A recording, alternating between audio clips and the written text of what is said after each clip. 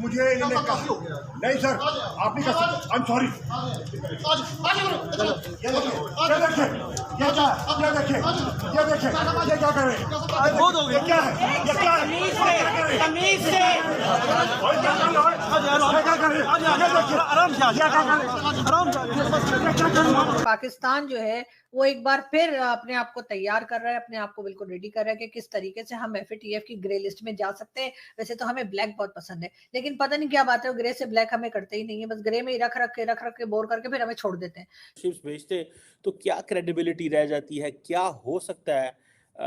ये क्वेश्चन है। इंडिया किस हद तक अकेले जा सकता है, या इंडिया उन हूथीज को डरा सकता है?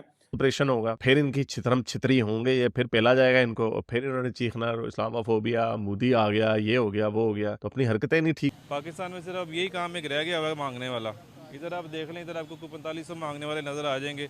इधर से बाइक पे जा रहे होंगे, पीछे वाइफ उठाई होगी, वो वाइफ भी कह रही होगी भाईजान सिर्फ बात सुन लें, ये हमारे पास ना पेट्रोल के पैसे नहीं है, बच्चे भी साथ बैठे होंगे। पाकिस्तान मरकजी मुस्लिम लीग के नाम से एक नई पॉलिटिकल पार्टी लाई गई है, और ये पार्टी हाफिज सईद की है। हाफिज सईद, इससे पहले भी कई बार हाफिज सईद को बंद किया गया, कहा गया जी 31 इयर्स की जेल हो गई है, लेकिन 31 इयर्स की जेल होने से पहले भी बार बार ये कहा गया कि हाफिज सईद की जो पार्टी है उसको बैन कर दिया गया है पाकिस्तान में। लेकिन हर बार हमने देखा, जब से हमने होश संभाला है, हमने तो हमेशा यही देखा कि हाफिज सईद की पॉलिटिकल पार्टी जो है वो नाम बदल के किसी नए नाम के साथ इलेक्शन में हिस्सा लेती है।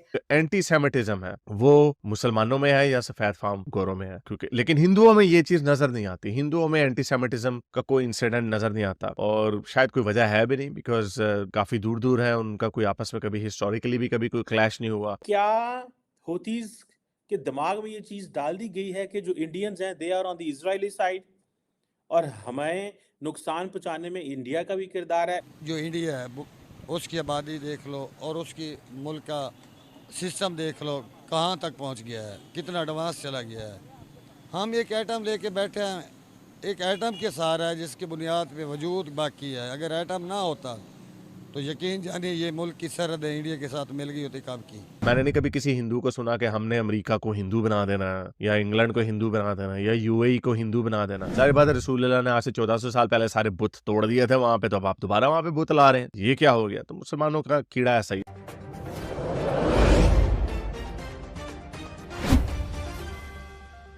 लेकिन जो एंटी सेमिटिज्म है वो मुसलमानों में है या सफेद फार्म गोरों में है, क्योंकि लेकिन हिंदुओं में ये चीज नजर नहीं आती। हिंदुओं में एंटी सेमिटिज्म का कोई इंसिडेंट नजर नहीं आता, और शायद कोई वजह है भी नहीं, बिकॉज काफी दूर दूर है, उनका कोई आपस में कभी हिस्टोरिकली भी कभी कोई क्लैश नहीं हुआ। और ये बात भी सच है कि बहुत सारे जो हिंदू भाई हैं, जो हमारे जो राइट की तरफ के हिंदू हैं, जो फार राइट के हिंदू हैं, उनको शायद यहूदियों का ज्यादा पता हो या ना हो लेकिन वो यहूदियों के साथ इसलिए बैठ जाते हैं क्योंकि उन्हें ये लगता है कि यहूदियों को मुसलमानों से बड़ी नफरत है। हालांकि ऐसी बात नहीं है, यहूदियों को मुसलमानों से कोई खास नफरत नहीं है। 1300 साल मुसलमानों की हुकूमत के नीचे वो रहे, और वही मुसलमानों को बुरी आदतें पड़ी हुई है, वही बुरी आदतें इनको इंडिया में भी पड़ी हुई है कि भाई हम तो हाकिम हैं, हमने तो तुम्हें अपने नीचे रखा है, तुम अब हमारे बराबर कैसे हो गए? और बराबर नहीं बल्कि इनसे ऊपर चले गए हैं, क्योंकि सारी बात है उधर हिंदुओं ने भी तरक्की कर रहे हैं, वो भी साइंस एंड टेक्नोलॉजी में, एजुकेशन में बहुत आगे हैं। मुसलमान इंडिया में भी पीछे है, पूरी दुनिया में पीछे है। कहीं कहीं पे हमें लगता है कि शायद उम्मीद की किरण नजर आती है, जैसे मिडल ईस्ट में हमें नजर आता है।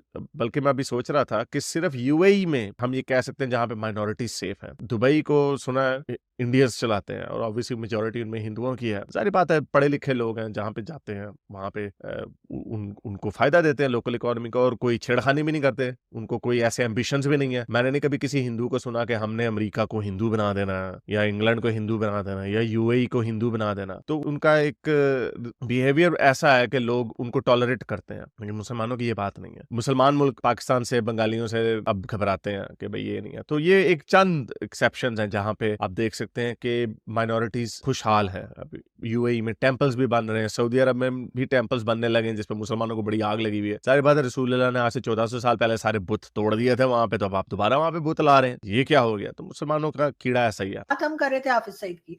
हाफिज सईद के बेटे का नाम है जी तलहा तलहा हाफिज। उसको जो है जी परमिशन मिल गई है कि वो इलेक्शन में हिस्सा ले सकता है, और उसके पेपर्स जो है नॉमिनेट जो उसको किया गया था उसकी पार्टी की तरफ से यानी कि मरकजी पाकिस्तान मरकजी मुस्लिम लीग, ये कोई नई मुस्लिम लीग इजाद की है इन्होंने, बिल्कुल। उसके तहत ही उसके पेपर्स जो है वो जमा हो गए हैं और वो अब इलेक्शन में हिस्सा लेगा। बात यहीं तक खत्म नहीं होती है। सप्पा साहिबा, जी हाँ, ये जो है ये भी सिप्पा साहिबा सॉरी, ये जो है ये भी एक टेरर ऑर्गेनाइजेशन के तौर पे इनको देखा जाता है। इंतहा पसंद एक्सट्रीमिस्ट लोग हैं। इनको भी परमिशन मिल गई है, ये भी इलेक्शन में हिस्सा ले रहे हैं, इनको भी कुछ सीट्स मिल जाएंगी। इसके साथ साथ लश्कर ए जंगवी, जी हाँ, लश्कर ए जंगवी भी सभी जानते हैं कि एक टेरर ऑर्गेनाइजेशन है। पाकिस्तान में इनके ग्रुप्स मौजूद हैं, पाकिस्तान में इसको चलाने वाले मौजूद हैं और इनके लोगों को भी इलेक्शन में हिस्सा लेने के लिए इजाजत मिल गई है। और ये लोग भी पाकिस्तान में अब जो आगे इलेक्शंस होने जा रहे हैं नेक्स्ट ईयर यानी कि 2024 में, उसमें ये लोग भी हिस्सा लेंगे। और इस तरह से आप समझ सकते हैं कि पाकिस्तान जो है वो एक बार फिर अपने आप को तैयार कर रहा है, अपने आप को बिल्कुल रेडी कर रहा है कि किस तरीके से हम FATF की ग्रे लिस्ट में जा सकते हैं। वैसे तो हमें ब्लैक बहुत पसंद है, लेकिन पता नहीं क्या बात है, ग्रे से ब्लैक हमें करते ही नहीं है, बस ग्रे में ही रख के बोर करके फिर हमें छोड़ देते हैं। शिप्स भेजते तो क्या क्रेडिबिलिटी रह जाती है, क्या हो सकता है? ये क्वेश्चन है। इंडिया किस हद तक अकेले जा सकता है, या इंडिया उन हौथीज को डरा सकता है, या क्या कर क्या सकता है? ये क्वेश्चन है एक जिसको मैं समझता हूँ कि बड़ा इम्पॉर्टेंट है। कहीं आप देखें ना, फॉर एग्जांपल वो जो सीरिया के अंदर IRGC के जो कमांडर हैं जिनको कत्ल कर दिया है इजराइलीज ने, मुझे ये पता चला है कि इसराइल का एक चैनल 12 है, उसने रिपोर्ट किया है कि नेतन्याहू के ऊपर एक असैसिनेशन अटेम्प्ट हुई है। मतलब अब I don't know, not on Netanyahu, एक असैसिनेशन हुई है नेतानिया में, I am sorry for that, ठीक है जी। और एक कार एक्सप्लोजन हुआ, पता नहीं इसमें कौन बंदे मारे गए हैं इजराइल में, but that's a separate story. But the question remains, जिस चीज़ को मैं एड्रेस करना चाहता हूँ, कि क्या हौथीज के दिमाग में ये चीज़ डाल दी गई है कि जो इंडियंस हैं they are on the Israeli side और हमें नुकसान पहुंचाने में इंडिया का भी किरदार है? Is this what the Iranians have told Houthis? That's a question. Remember, Iranians जो हैं they are very smart players. वो ब्लैंकेट चेक किसी को नहीं देते, बैंक चेक किसी को नहीं देते, ब्लैंकेट कवर भी किसी को नहीं देते। फॉर एग्जाम्पल, अगर उनके इंडिया के साथ बहुत अच्छे ताल्लुकात हैं, they are fine, but maybe in this Israel का ये जो इस फ़लस्तीन में हुआ है और जो इंडियन ओशन के हवाले से या रेड सी के हवाले से जो डेवलपमेंट्स हैं, मेरा ख्याल है कि शायद the Iranians may have been silent on what the Houthis want to do. कुछ ज़रूरी नहीं है उसमें, और वो कह सकते हैं कि हमारा इस पर कोई कंट्रोल नहीं है।